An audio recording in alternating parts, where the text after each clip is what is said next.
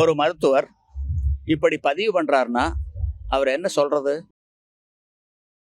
வைத்து உயிர் வாழ்தலின் சாதல் அறங்கூறும் ஆக்கம் தரும். இந்த குரல் தான் அவருக்கு பொருந்தும்.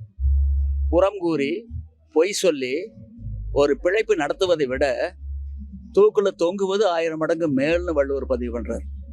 அவர் என்ன சொல்றாரு? கல் ஒரு கொடிய விஷம்ங்கிறாரு. அடுத்து எந்த சத்து இல்லைங்கிறாரு. அடுத்து பொது வெளியில கல்லை இறக்குவதும் பருகுவதும் குற்றம், சட்டப்படி நடவடிக்கை எடுக்க வேண்டும்ங்கிறாரு. நாம் என்ன சொல்றோம்னா, அவருக்கு அரசியலமைப்பு சட்டம் பற்றிய புரிதல் இல்லை. கள் இறக்குவதும் பருகுவதும் அரசியலமைப்பு சட்டம் பிரிவு 47 கொடுத்திருக்கும் உணவு தேடும் உரிமை.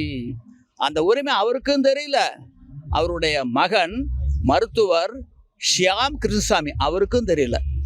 அவரு என்ன போன்றவர்கள் கள் இறக்குவதாக முடிவு செய்திருக்கின்றார்கள். அது தடை செய்ய வேண்டும். மேலும் கள் இறக்க தமிழ்நாடு அரசிடம் அனுமதி கேட்டிருக்கின்றார்கள். அனுமதி கொடுக்க கூடாது. நாங்க யாருமே அனுமதி கேட்கல.